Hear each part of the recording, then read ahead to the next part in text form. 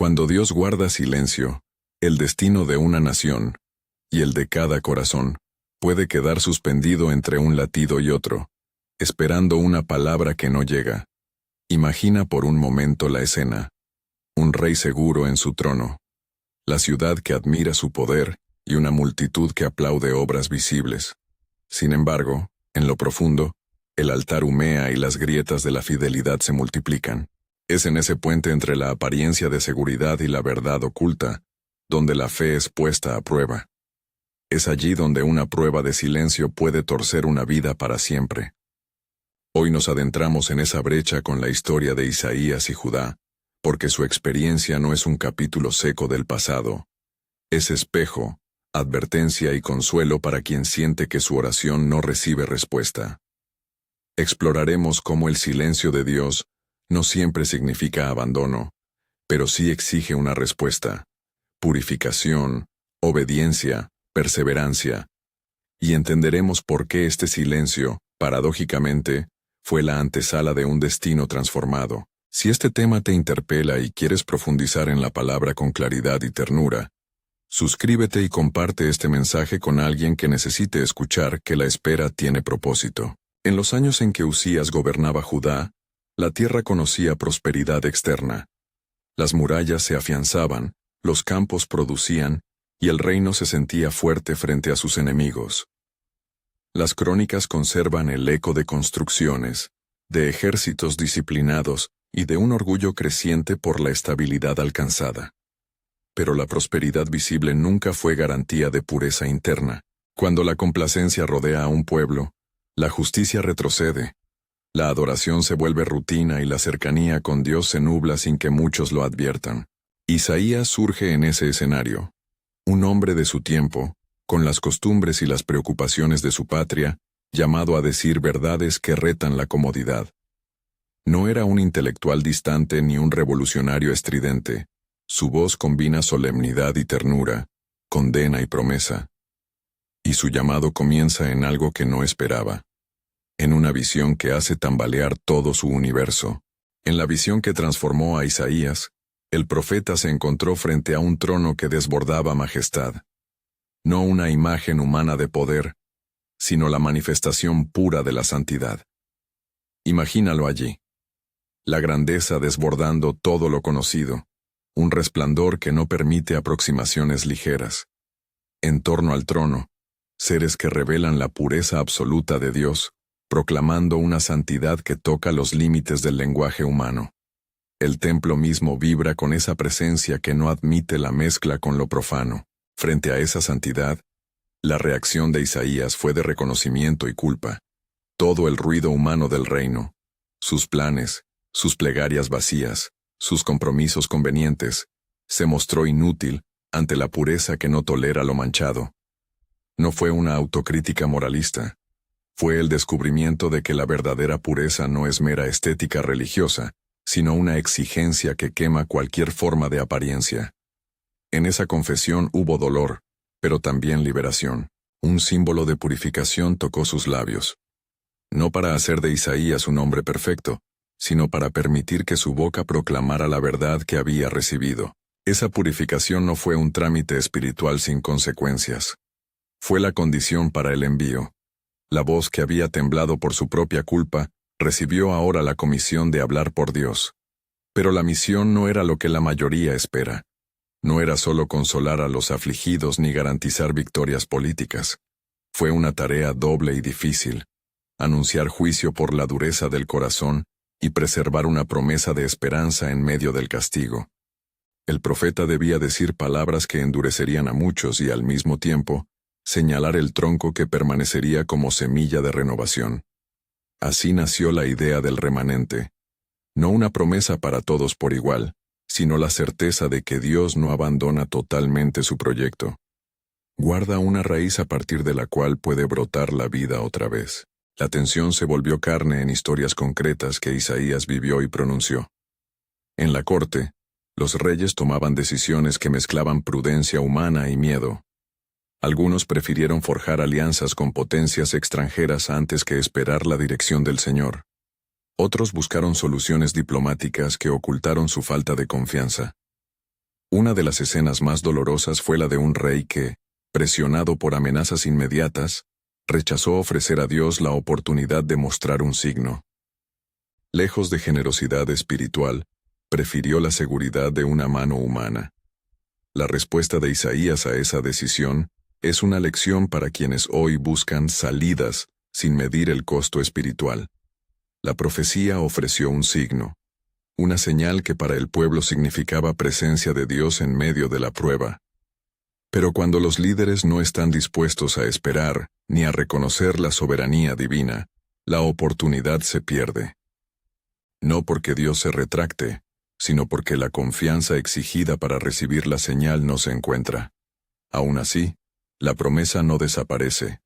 Un nombre se anuncia, un símbolo se planta en la historia que trasciende el instante inmediato. Emmanuel, Dios con nosotros. Palabra sabia en un contexto que temblaba, eco que tendría dimensiones que nadie en ese momento podía abarcar del todo. Mientras algunos rechazaban el signo, la nación vivía la tensión de la dependencia humana. La política, que en sí no es mala, se volvió sustituto peligroso de la confianza en Dios. Cuando la seguridad se busca en alianzas o estrategias sin transparencia espiritual, la nación camina hacia su propia fragilidad. Pero la narrativa de Isaías no es solo acusación, es una llamada a recordar que la verdadera fortaleza nace de la fidelidad, no de la astucia. Al mismo tiempo, hubo quienes, en medio de la amenaza, volvieron a Dios con humillación sincera. Décadas después, cuando otro rey enfrentó una crisis que parecía definitiva, la respuesta fue diferente. Hubo oración, ayuno, plena entrega. La historia de ese rey, conocido por su arrepentimiento y búsqueda de la presencia, ofrece un contraste que ilumina la pregunta que planteamos al inicio. ¿Qué ocurre con nuestro destino cuando Dios guarda silencio? En este caso, la aparente demora de la intervención divina fue respondida por una humildad que abrió la puerta a la acción de Dios. La ciudad se vio sometida a burlas y alardeos por parte de potencias extranjeras. Palabras destinadas a derrotar la fe inundaron plazas y muros. Discursos que intentaban demostrar la superioridad del arma y del oro sobre la confianza en el Señor buscaban quebrar el ánimo del pueblo. Frente a ello, el rey humillado buscó al único recurso que las riquezas no pueden comprar. Se arrodilló en la verdad de que todo poder viene de arriba. Su oración no fue un intercambio de fórmulas, fue la confesión de una dependencia total y la súplica por misericordia. La respuesta divina en esa coyuntura no se ajustó a un guión previsible. No siempre hay un trueno público que anule la maquinaria humana. A veces la intervención es discreta, otras veces asombra por su magnitud. En el caso de la ciudad sitiada, la liberación llegó por un acto que los escritores recuerdan como inesperado. Casi como una ruptura de la lógica de la fuerza militar, lo que parecía inevitable se torció. La sombra de la derrota retrocedió, la esperanza se alzó en medio de la noche. Y aunque la intervención no resolvió todos los problemas de la nación, mostró que Dios actúa cuando los hombres vuelven a Él con corazón contrito. Estos episodios se entrelazan con el motivo recurrente de la prueba por silencio. Hay momentos en que Dios abre la boca con claridades que transforman destinos. Hay otros en que su silencio endurece los corazones, permitiendo que la justicia actúe con su rigor. Esa paradoja exige una lectura cuidadosa. No es que el silencio sea siempre castigo, ni que la palabra inmediata sea siempre señal de aprobación. El silencio puede ser disciplina, preparación o forma de protección. La palabra puede ser consuelo o espada. Por eso el pueblo necesitaba entender que la presencia de Dios y la santidad de su carácter no se miden por la ausencia o la abundancia de respuestas inmediatas, sino por la fidelidad que sostiene a la comunidad a lo largo de la prueba. En medio de toda esta dinámica, aparece una imagen que sería decisiva para la tradición: la figura del siervo. No se trata de una promesa puramente simbólica, sino de una articulación teológica que atraviesa la historia. Un sujeto que asume la carga del pueblo, y a través de su sufrimiento, abre camino a la reconciliación. La descripción del siervo encierra una tensión insoportable a la lógica humana. Vive como rechazado, como oprimido, como aquel por cuya herida otros encuentran sanidad. Es una interpretación que desde la fe cristiana encuentra su cumplimiento en la persona de Cristo, pero que en su tiempo fue una profecía que sostuvo la esperanza de que el proyecto divino no desaparecería, aunque la vanguardia de ese proyecto pasara por el dolor. Este mensaje del siervo introduce otra dimensión del silencio. La ausencia de palabras inmediatas se convierte en el espacio donde se gesta la redención definitiva. Lo que para el pueblo parecía ser un abandono, en el horizonte mayor de la historia, es la forja de una nueva posibilidad. El siervo sufre el peso del juicio y lo transforma en instrumento de vida. Así, incluso cuando Dios parece no hablar, su plan no está detenido. Se mueve en secreto, en rutas que la lógica humana no siempre comprende. Aún así, la realidad histórica de Judá avanzó con sus consecuencias. Cuando la dureza del corazón se asocia a la persistente injusticia social, cuando los tribunales se tuercen, los pobres son oprimidos y la adoración se convierte en formalidad, la palabra profética se endurece. Las advertencias se multiplican y el tiempo para la paciencia se agota. Al final, la nación se enfrenta a la experiencia más amarga, el exilio. No repito eso como sentencia irrevocable y sin esperanza. Lo hago para mostrar cómo la combinación de silencio divino y decisiones humanas puede convertir pruebas temporales en destinos colectivos. La capacidad de resistir ese curso depende, de nuevo, de la respuesta del pueblo frente a la ausencia de una palabra inmediata. En este punto la narración nos deja con imágenes poderosas. El trono que una vez brilló, ahora vacío ante la necesidad de un discernimiento que no se tomó. La voz del profeta que, pulida por la purificación, anuncia no solo castigo, sino el germen de una restauración. El líder humilde cuya plegaria desactiva la maquinaria enemiga, y el rey incrédulo que pierde la oportunidad de recibir una señal. Todo ello plantea una pregunta que atraviesa los siglos. Frente al silencio de Dios, ¿elige florecer la fe que aguarda o la seguridad que calcifica? Para el oyente contemporáneo, estas historias no son mero relato histórico. Son espejo y guía. Cuando en la vida personal llega ese momento en que las oraciones parecen morir en los labios, cuando la palabra esperada no llega y las decisiones deben tomarse sin señales claras, el texto nos ofrece 3 orientaciones prácticas. Primero, la purificación interior como preparación indispensable para recibir la palabra. Segundo, la humildad pública, que reconoce la propia dependencia y evita sustitutos humanos que solo disfrazan la debilidad. Tercero, la perseverancia en la acción justa. La fe que espera también es la que obra en misericordia y busca la justicia. Pero aún no hemos llegado al punto culminante de la historia de Isaías. A medida que el profeta revela los oráculos, la tensión aumenta, las palabras que endurecen y las palabras que sanan se entretejen, el remanente brilla como una promesa mínima y valiente, y la figura del siervo se perfila como el hilo conductor que llevará la esperanza hasta su realización más profunda.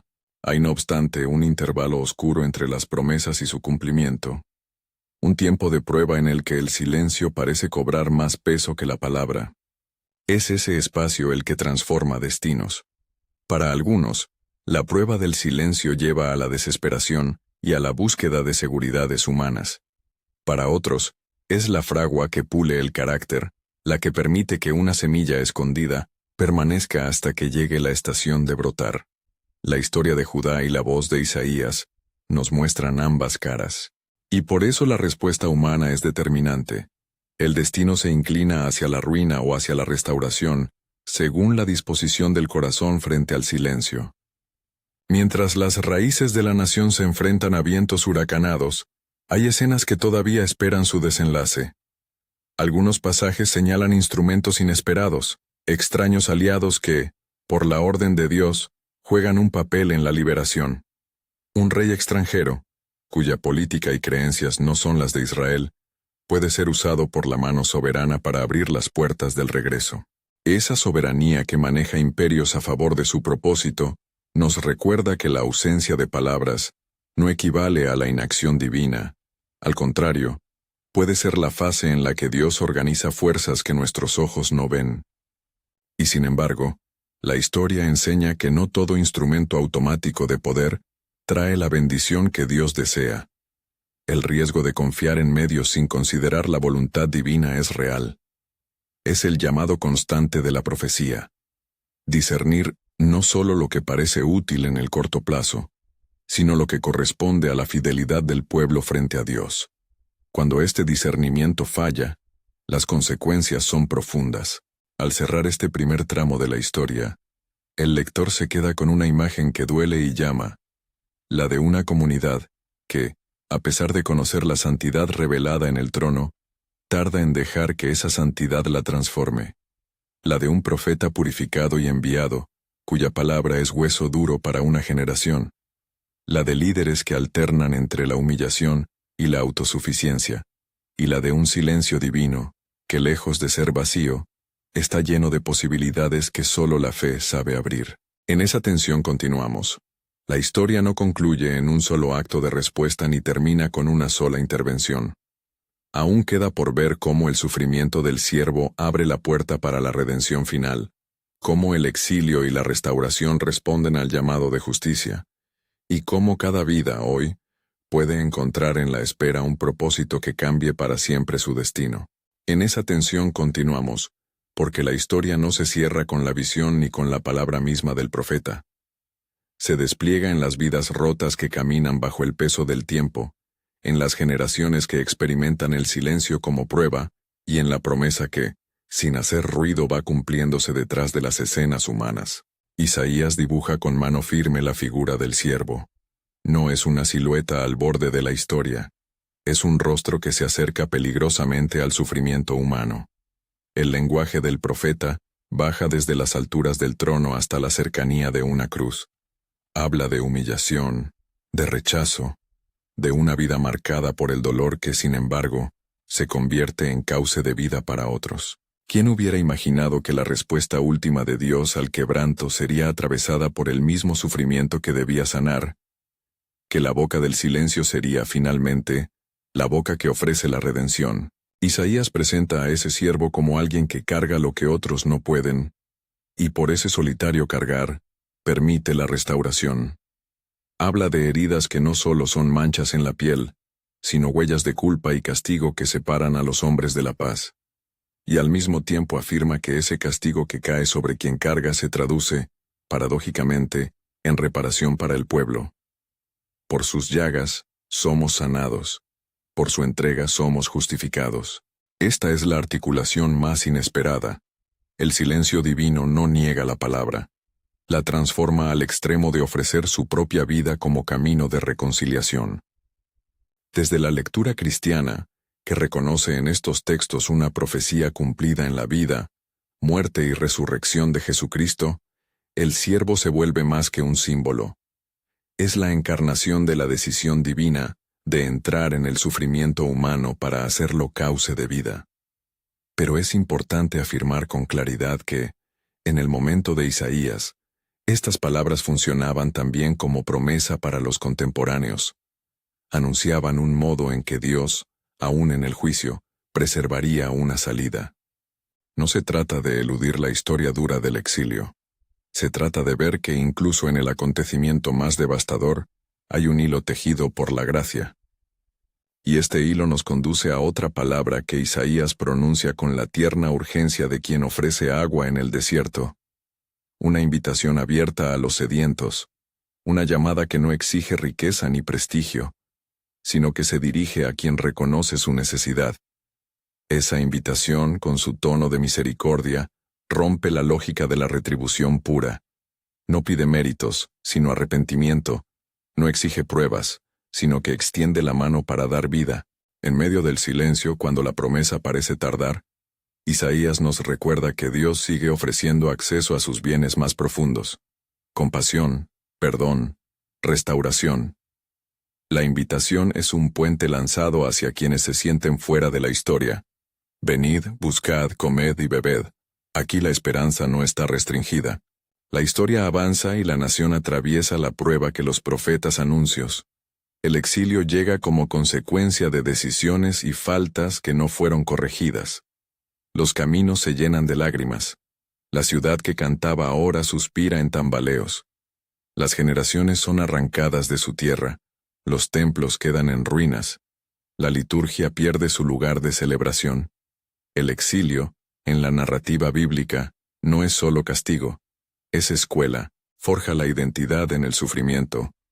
Obliga a una teología de dependencia y enseña a orientar la mirada hacia la fidelidad que trasciende fronteras políticas. Es en ese abismo que aparece la mano inesperada de la soberanía. Un rey extranjero es llamado por nombre, y Dios lo usa como instrumento para abrir puertas. Que un hombre de fuera, con una historia religiosa y política diferente, sea el canal de la liberación genera desconcierto, y a la vez, confirma una verdad teológica profunda. Dios no queda encajonado por nuestras expectativas, actúa en lo imprevisto. Gobierna la historia y convierte hasta las intrigas de imperios en piezas dentro de su plan de restauración. La mención de Ciro en los oráculos es un recordatorio de que la soberanía divina no se somete a la lógica humana de pureza nacional o conveniencias. Incluso los que parecen adversarios pueden resultar parte de la mano que abre el regreso. Pero no confundamos la idea. Que Dios use a un imperio no significa que su propósito sea justificar cualquier cosa que ese imperio haga. La narrativa no blinda violencias ni anula responsabilidades. Más bien, indica cómo, en la marcha histórica, el Señor puede redirigir hechos duros para abrir conversaciones de restauración. Es una teología de esperanza que no trivializa el dolor, sino que promete que incluso en el daño, existe la posibilidad de que brote algo nuevo. Del exilio surge un remanente que vuelve a plantar raíces. No regresa la gloria intacta. El templo y las políticas necesitan reformarse. La restauración es laboriosa. Reconstrucción de muros, recomposición de familias, reeducación de la liturgia y, sobre todo, una tarea ética de poner la justicia en el centro. El profeta insiste en que la adoración verdadera se prueba en la manera en que se trata al huérfano, al extranjero y al pobre. La voz de Isaías clama por una religiosidad que no sea espectáculo, sino transformación concreta. La fe que recibe la palabra también es la que la pone en acción. Ahora bien, volvamos a la pregunta que nos guía. ¿Qué ocurre con nuestro destino cuando Dios guarda silencio? A partir de la trayectoria que acabamos de recorrer, podemos trazar algunas convergencias entre la experiencia del pueblo antiguo y la vida contemporánea de quienes esperan una respuesta. Primero, cuando Dios guarda silencio, el carácter se pule. La espera no es neutra, o nos endurece o nos conforma. Hay una disciplina interior que la historia bíblica nos propone como ruta saludable, la purificación. No se trata de un moralismo gastado, sino de un reordenamiento del corazón. Purificación es reconocer lo que en mí ha sido impostura religiosa. Oraciones de ocasión que no cambian la mesa donde vive la familia. Devoción que no toca la opresión social. Palabras piadosas que justifican la comodidad. La purificación comienza con una confesión honesta y sigue con prácticas concretas. Ayuno que acompaña a la oración. Arrepentimiento que modifica hábitos. Restitución donde haya habido injusticia. Es la preparación que permite que la palabra de Dios no pase de largo cuando llegue. Segundo, la humildad pública. En la corte de los reyes vimos las dos sendas, quien confió en estrategias humanas y quien se arrodilló ante la realidad última. Cuando no tenemos la voz que esperamos, la tentación es construir seguridades alternativas. Alianzas con poderes más grandes, negociaciones que comprometen principios, atajos morales. Isaías advierte que estas sustituciones pueden traer alivio momentáneo, pero mutilan el destino. La humildad pública implica rendir los discursos de autosuficiencia, reconocer errores en lugares visibles y buscar la dirección comunitaria con transparencia. Esto no es simple pasividad. Es la valentía de exponerse y aceptar correcciones para la vida común. Tercero, la perseverancia en la acción justa. Esperar no significa inacción. En el corazón de la profecía está la convicción de que la espera y el hacer caminan juntos. Alimentar al hambriento, defender al oprimido, juzgar con equidad. Estas acciones son la oración encarnada. No prometen resultados automáticos, pero constituyen la fidelidad que aguanta el silencio sin perder el rumbo. Cada gesto de justicia es una afirmación de que la esperanza no es un discurso, sino una obra tangible. Cuarto, el discernimiento comunitario. No se afronta el silencio en soledad. Isaías, el remanente, los líderes humildes. Todo apunta a que la respuesta se construye en comunidad. La iglesia, la familia, el círculo de personas de fe, deben ser lugares donde se digan las verdades duras y donde se sostenga la esperanza. La soledad fomenta interpretaciones erróneas del silencio. El acompañamiento permite la interpretación fiel, la corrección amorosa y la fortaleza compartida. Quinto, preservar la memoria de la promesa. Las escrituras son un depósito de palabras que sostienen a la fe cuando los oídos humanos no oyen nada. Leer y meditar los oráculos, cantar las antiguas canciones de alabanza, recordar las historias de rescate. Todo ello ayuda a no renunciar al horizonte. No es una lectura escapista, es nutrirse de la misma fuente que sostuvo a los antiguos, porque las promesas divinas trascienden tiempos y emperadores. Sexto, la vigilancia profética frente a las falsas seguridades. La historia de Isaías es también advertencia. Hay voces que ponen la seguridad en lo que brilla, que disfrazan la complacencia de prudencia. Mantener una postura profética exige discernir. ¿Esto acerca a la gente a la justicia, a la verdad y a la orden de Dios? ¿O solo preserva privilegios? Cuando Dios calla, la fidelidad no se vende por tranquilidad. En la práctica cotidiana, estas orientaciones se traducen en caminos concretos. Si estás en un tiempo de silencio, comienza por preguntar, ¿qué en mí necesita purificación? Haz un inventario honesto de tus prácticas. ¿Soy coherente entre lo que proclamo y lo que hago? Levántate a la humildad pública. Pide consejo a personas maduras. Confiesa aquello que has escondido. Acepta correcciones.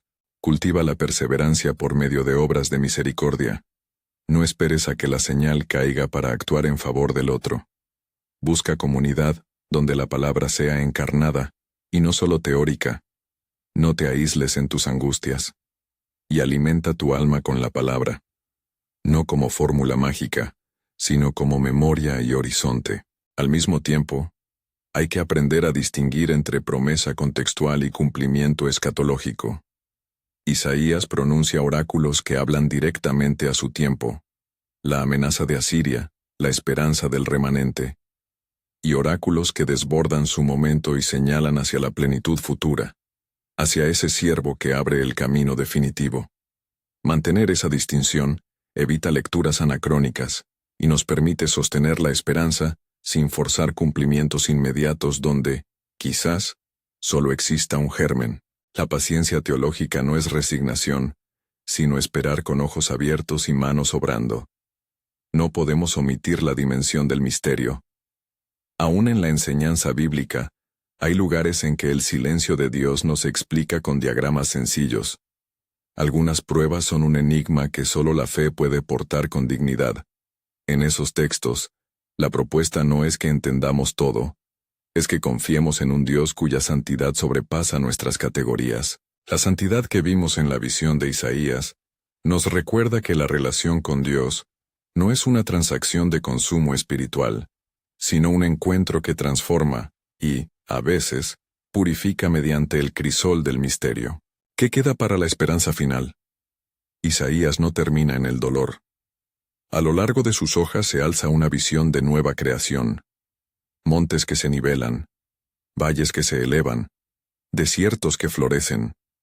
Esa es la promesa escatológica, un futuro en el que la justicia y la paz se funden en la plenitud. No es un optimismo barato, es la convicción de que la fidelidad divina culmina en un mundo restaurado. Y esa visión empuja a la responsabilidad presente. Mientras esperamos la plenitud, trabajamos por anticiparla mediante actos de misericordia y de verdad. Ante la tentación del desánimo, volvamos al símbolo de Emmanuel, Dios con nosotros. Esa es la respuesta más íntima al silencio dramático.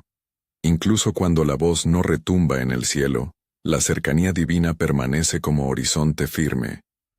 Emmanuel no es una garantía de ausencia de prueba, sino la promesa de una presencia que acompaña la prueba y la transforma. En la vida personal, esto significa que la sensación de abandono no tiene la última palabra. La compañía de Dios está disponible, aun cuando su voz sea silenciosa.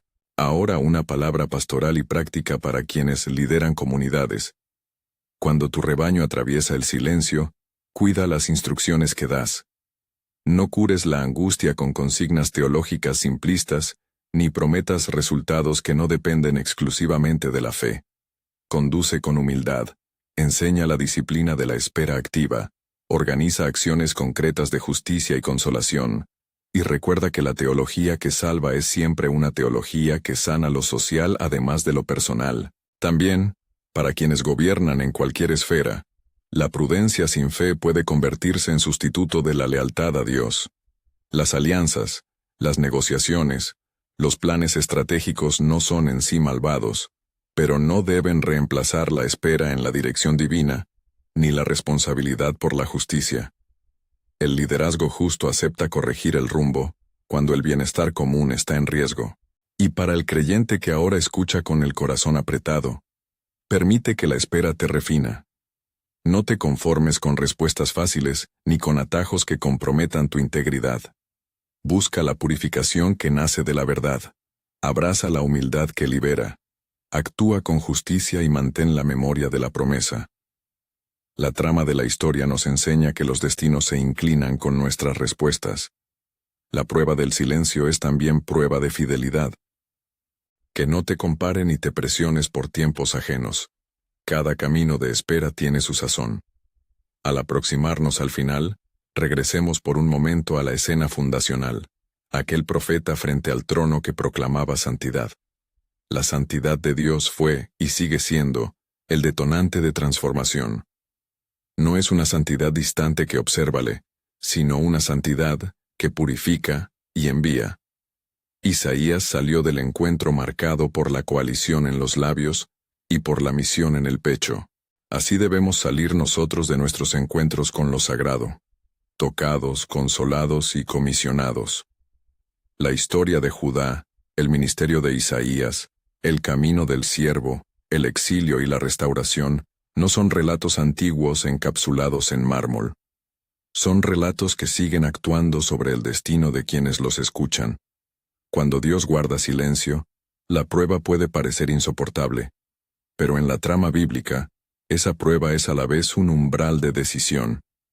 Es la ocasión para elegir la fidelidad, la justicia y la esperanza que perduran. Si estás hoy en ese umbral, toma dos decisiones prácticas ahora mismo. Una interna y otra comunitaria. Internamente, comprométete a la purificación. Identifica una práctica que debes abandonar y una obra de justicia que debes comenzar esta semana. De forma comunitaria, busca al menos a 2 personas con quienes compartir tu carga y pedir discernimiento. No cargues solo con el enigma del silencio. Estas decisiones no aseguran un resultado inmediato, pero te posicionan dentro de la historia que Dios escribe.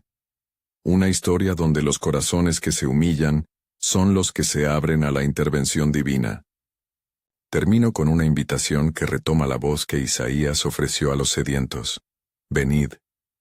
No es una oferta trivial, es la llamada que atraviesa el tiempo. Ven con tus dudas, con tu cansancio, con tu rabia por el silencio. Ven con la humildad de quien reconoce que no tiene todas las respuestas. Porque en la compañía de Dios, incluso el silencio puede convertirse en preparatorio de gloria. Bendición y breve oración. Señor de santidad y misericordia, tú que en el trono ves lo que nosotros no comprendemos, acompaña a aquellos que hoy sienten tu silencio. Purifica sus labios y sus manos, infunde humildad en sus decisiones, y dales la perseverancia para obrar la justicia mientras esperan. Que quienes lideran aprendan a guiar con sabiduría, que los que sufren encuentren comunidad y que todo corazón se abra a la promesa de Emmanuel, que no están solos, que la esperanza de la nueva creación sostenga cada paso, hasta que veamos tu justicia como río y tu paz como mar. Si este mensaje ha tocado tu vida, compártelo con alguien que necesite escuchar que la espera tiene propósito. Suscríbete para seguir explorando la palabra que ilumina tiempos oscuros. Y ahora, ve en paz, mantén la fe en la prueba, resiste las apariencias, y permite que el silencio te convierta en instrumento de la esperanza que cambia destinos para siempre.